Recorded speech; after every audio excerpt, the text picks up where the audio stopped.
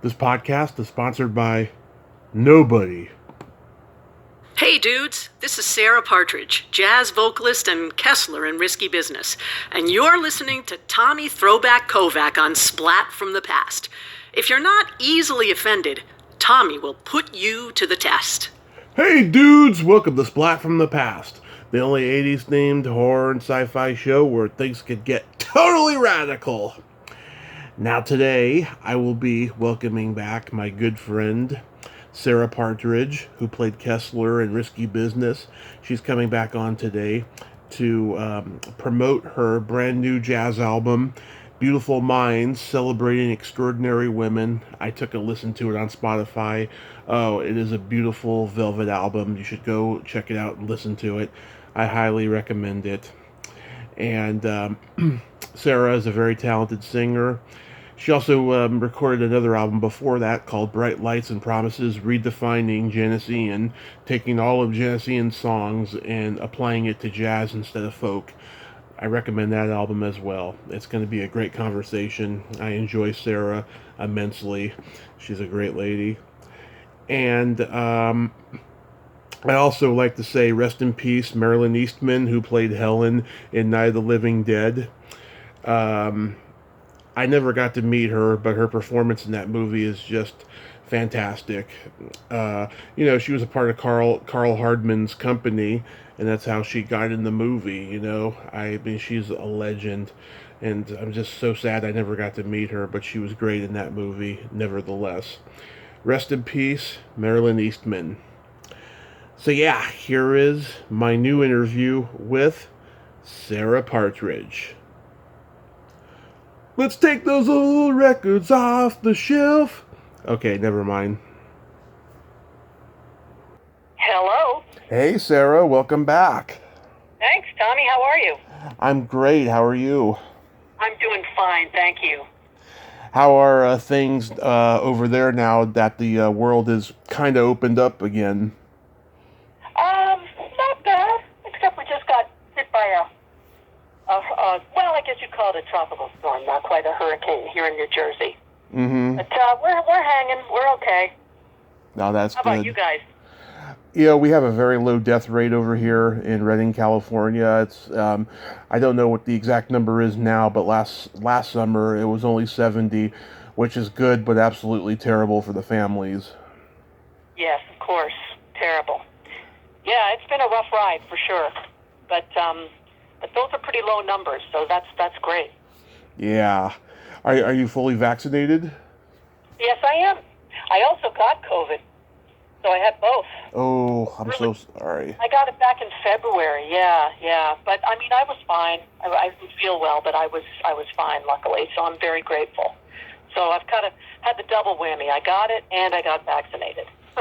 Yeah, I got back in May of last year. I thought I had it. I was miserably sick for about 48 hours as I went to the doctor. Turns out it was just a flu. It wasn't COVID at all, but it was pretty bad.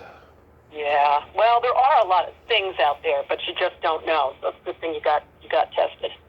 Yes, absolutely. So I'm fully vaccinated now, and that is so awesome. Now, this new album, Beautiful Minds, celebrating extraordinary women, it just got released last Friday. I listened to it on Spotify. It is just beautifully done. I thought those melodies were just so gorgeous. Did you write those? Oh, thank you. Of course. Did you write those songs? So I wrote all the lyrics to every song. I wrote the lyrics to every song, and I believe I wrote the music and lyrics to 4. Mm-hmm. Correct. 4 of the songs. The rest of the music was written largely by members of my band, who are also composers. Alan Farnham is a pianist. His wife, Tomoko Ono, wrote Stella Splendida. Tim Horner, my drummer, wrote 2 songs. Ben Williams, the trombone player, wrote a song. And then a couple of other people. So, I participated in all of them, but I didn't write music to every single one, just lyrics. Nice. Seems like you had a feminist aesthetic in mind when you recorded it because you were paying a tribute to great women.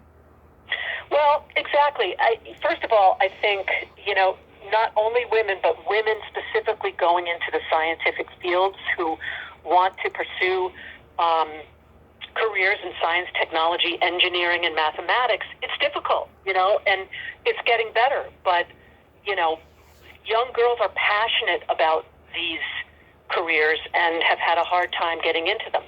So I wanted to do this to sort of educate, inspire women, young girls to pursue those dreams in science, technology, engineering, and mathematics. And it's sort of a trending topic, so I thought it would be interesting. And the women involved, most of them have passed on, and 3 of them, I believe, are still alive. But I started as early as like the 1800s with Mariah Mitchell, who was one of the first female astronomers, all the way up to my youngest on there is 34 years old, I believe, and she actually was a rocket scientist as well as a ballet dancer. And she embodies what the term STEAM, science, technology, engineering, arts, and mathematics, which is a big thing now, too, to combine the two. Right. Science depends on art. Art can depend on science. Let's, move them together. So anyway, not only did I want it to be artistic, but I wanted it to inspire young girls, women, and I just thought it was a timely topic. And why not do a body of music that had something to do more than with just beautiful music? You want it to be that, but I also wanted to send some messages and tell some stories. Right. I think you succeeded very wonderfully with it. Thank you. Of course. How long did it take to record? Well, the whole process, the recording was one thing, but I'll tell you that the whole process, starting with the germ of an idea, to researching women, to writing the songs, to recording at the very beginning of COVID, and then towards, in a place where we were sort of getting better, the whole process was about 2.5 years. Wow. It took a while. Recording, jazz musicians, we go in quickly and get the job done. There were only, I think, 4 recording dates, and we got everything done. You spend the whole day, like 12 hours in the studio?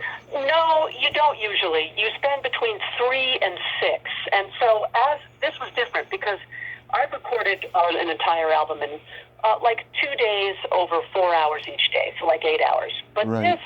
Since we were writing the songs as we went along, we'd get 2 or 3 or 4 written and arranged, and then we'd go in and record those. Then it was back to the drawing board and continuing to write, the others. So that was part of it, too.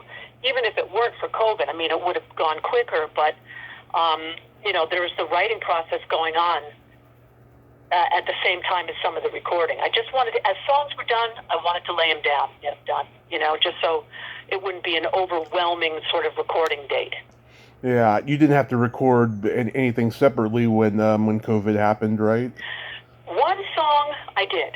It's the last song on the album, and it's called Adorn the World. And that was done in the middle of COVID. And I collaborated with a very good friend and composer from Chicago. And he does a lot of pop music. And so he's really used to doing a lot of, everything on one keyboard, like all the sounds and everything. So what he did is, we did it a little differently. He set down a bed of music. This was my first experience in sort of how the pop world works. He set down a bed of music. I said, Craig, this is what I want.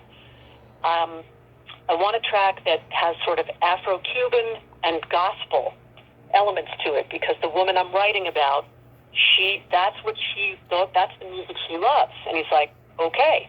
So he did sort of this hybrid of, it was kind of Afro-Cuban and gospel at the same time, laid down a bed of music with some chords. And he said, okay, now you create a melody.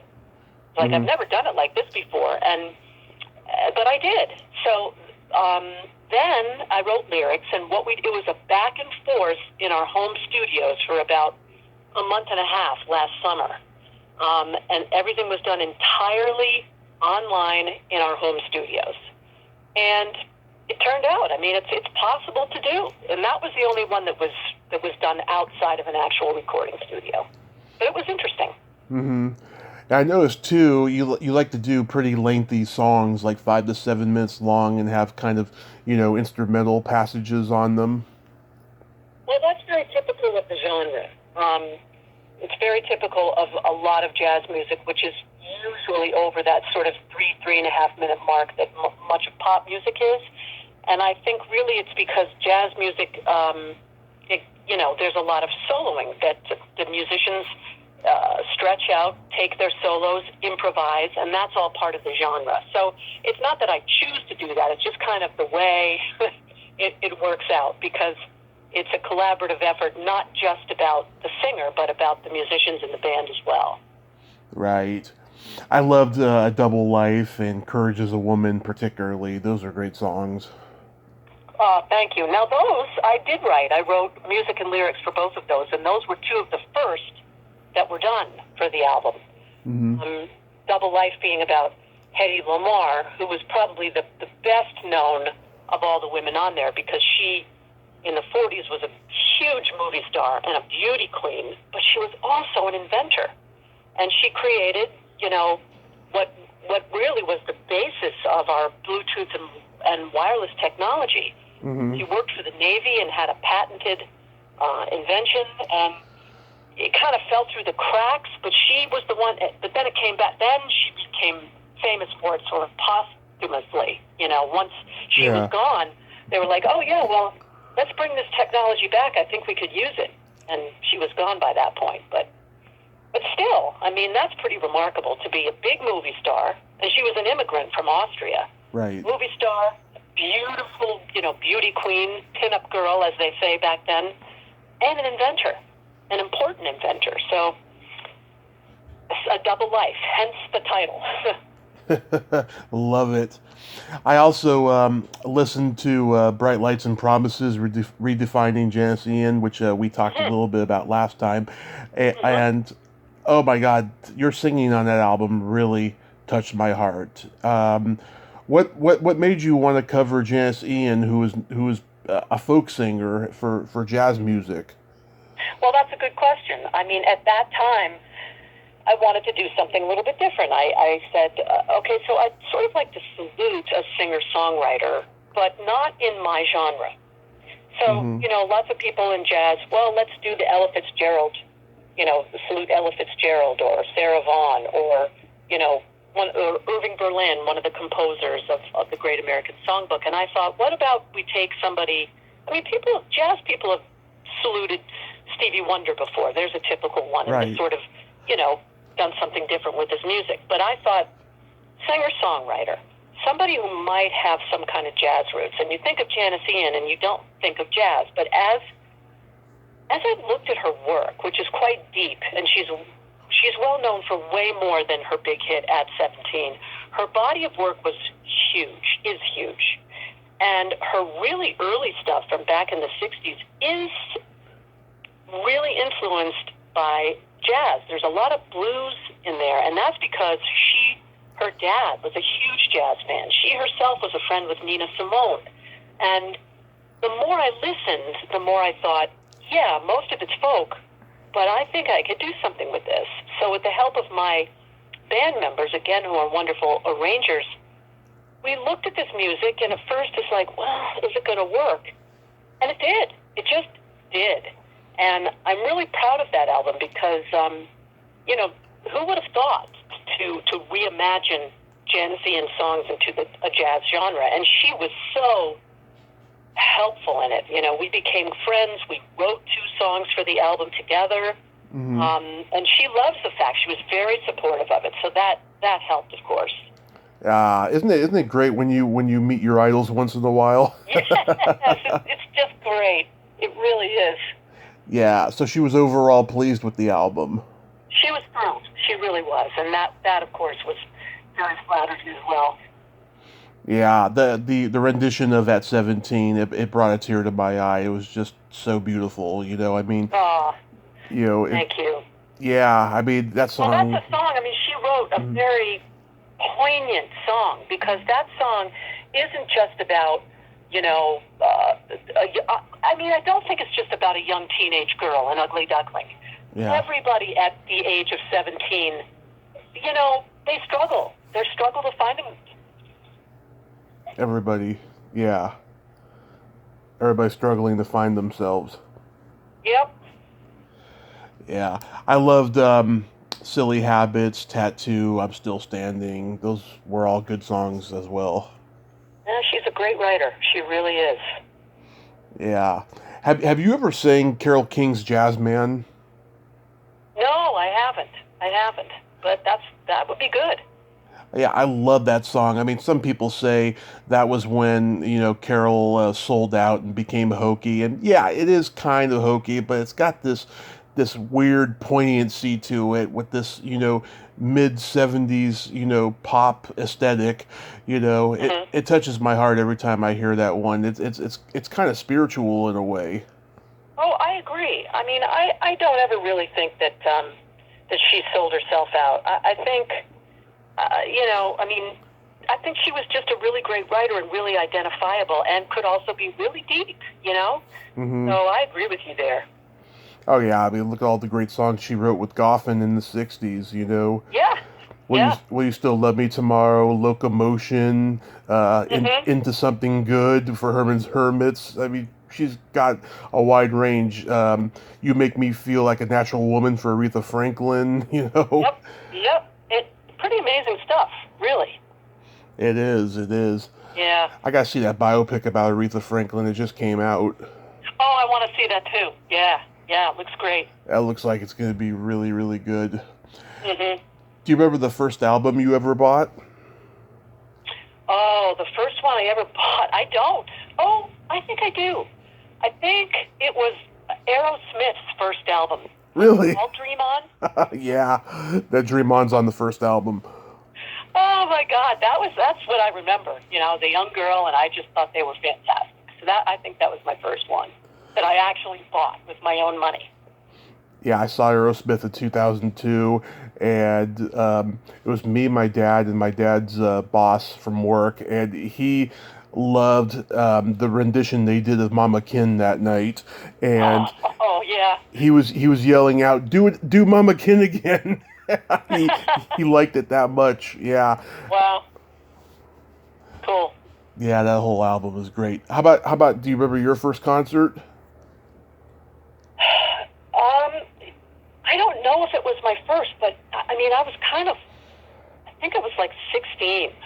And I think it was Jackson Brown. I'm trying to remember. I know I went to the concert. I just was trying to remember if it was the first, but I want to say that Jackson Brown, the Running on Empty tour, and wow, it blew me away. Yeah. And I'm going to see Jackson Brown at the end of the month with James Taylor. That should be interesting. Oh, nice. Yeah. Yeah. That's a good show. Yeah. It'll be good. Should be good. So you started out, loving the pop music, and then did jazz come later? No, it actually came first. Because as a very young girl, my parents were big jazz fans, and my dad really loved the female singers. And so that's what I grew up listening to. I mean, before I even knew all of the rock and roll stuff, I knew, Ella and Sarah and Chris Connor and June Christie and Stan Kenton and Oscar Peterson. That's what I knew first. So that was like embedded in me. And then as I became a young teenager, of course, I discovered the popular music of my day and loved it. Led Zeppelin and, Don McLean and all that stuff was great. And I've always had appreciation for current music. Less so now, but yeah, pretty much. Hey, we'll leave it at that. Yeah. Yeah. Being from Chicago, did you love the blues? I'm not. Well, so I didn't grow up in Chicago. I went to college there and lived there in my 20s. I remember that. I always loved the blues. And Chicago, of course, is a great place to see the blues. Right. I remember that you went to college in Chicago. I for some reason, I thought you grew up there too. Nope. Went there, but I love that town. That's one of my favorites. It's really a great place. Yeah, it's a place I long to visit someday because my grandfather was from there, and my dad was the first in the family to be born in California. My three oldest uncles and my aunt were born in Chicago, And then my dad and my youngest uncle were born in California. Got it. So you have some Midwest roots there. Got some Midwest roots there, yeah. And of course, I love Chicago-style pizza, you know. It's so good. It's so good, that deep dish. Yeah, I'm sure it's better over there, though. Over here, you know, they just imitate it. Well, there is something about, I mean, I've tried it elsewhere. There is something about being in Chicago and having that pizza. There's kind of nothing like it, really. It's true. You can replicate it elsewhere, but there's something, I don't know if it's in the water or what, but it's just so great. Yeah. It's there when you get it there. So are you going to go do live shows to promote this album? Well, at the moment, I don't have anything set up for it, just because of the timing. Yeah. Certainly couldn't set things up during the making of it, and that's really when you should be setting things up. So this is going to be a little bit different. I'm relying mostly on, you know, radio play and promoting it, streaming, and actually selling CDs and hopefully some LPs, because what I discovered is that statistically, people are still buying CDs. When you look at the revenue that comes in from a physical product, it's still there. Right. And so I've made up some CDs, and I'm selling them, you know. But of course, streaming is the big thing. But in terms of live performance, I don't know what to say. You know, I hope so. I hope I can set something up quickly. It's hard right now. Yeah, I mean, if you got, you know, local places that are open, you know, you can go do shows over there. Yeah, that's true. But in terms of setting up like a little tour to do this, which is what I usually do, that's been more problematic. Especially, you know, depending on where you're going and how things are and blah, blah, blah. It's a bit challenging. So I'm doing what I can. Yeah, I said a year ago, you know, it's going to get to a point where we're probably going to be wearing, you know, plastic shields like the people who go to see Gallagher shows. You know, right? Yeah. Oh my God, we're pretty much there. Yeah, I mean, I'm immersed in the Comic-Con and the HorrorCon scene, and you know, the celebrities that do them, they got these, you know, these plastic windows, you know, like they're ticket takers at a concert or something. Yeah. They got those barriers between them and the fans, and they wear their mask during the autograph, and then they take it off for the selfie, and then that's that. Yep. You know. Well, it's interesting you say that, because I don't know if you knew this, but back in the 80s, I did some cartoon voices. I Oh yeah. The first generation of My Little Pony was one of them, and I'm doing a convention in San Antonio, Texas in November. Nice. And I've never done one before, so I mean, I don't know what they're going to do. I mean, they're having it, it's going on, and maybe there'll be those plastic shields. I'm not really sure. Awesome, and then maybe you'll do more, and then you'll come to California, you know? Yeah, maybe I will. That'd be great. That is so awesome. Anybody else who did voices for My Little Pony going to be there? I don't know. I'm not sure, to tell you the truth, but probably. I'm guessing. Oh, that would be so cool. Do you know the name of the convention? I think it's Pony Friends Forever, is what I think. That must be a new one. I don't have it in front of me. It's based in Texas. Mm-hmm. Maybe they do it in a different place, and it's not every year. It's not. I don't think it's one of the huge ones, but large enough. I mean, it's at a big Hyatt in San Antonio. So there'll be some folks there. That is so cool. Yeah, you'll enjoy it. Conventions they can be a lot of fun. They can be. Yep. A couple of months ago, I reached out to Bronson Pinchot because he's been doing a lot of quarantine interviews, you know? Oh, really? Yeah. Yeah. Oh, God, when he was on Perfect Strangers, he was in a very bad relationship with a woman who was just absolutely nuts, and he's been opening up about it. I read it first in a newspaper article online, and then he did a couple of Zoom, you know, interviews during quarantine and stuff. Mm-hmm. And I haven't heard back, but I'll try again in the future though. But I thought that was pretty cool. Yeah. Yeah. Yeah. Because I subscribe to his YouTube channel. Yeah, last year I talked to this guy. He's a popular radio guy out in Chicago, Harry Tenowitz. He was up for Curtis's role in Risky Business, and he ended up playing this random kid at the party in the movie. Oh, right. I know a lot of people, because I was in Chicago for the casting. Right. And I do know a lot of people who auditioned for roles who ended up in that party scene.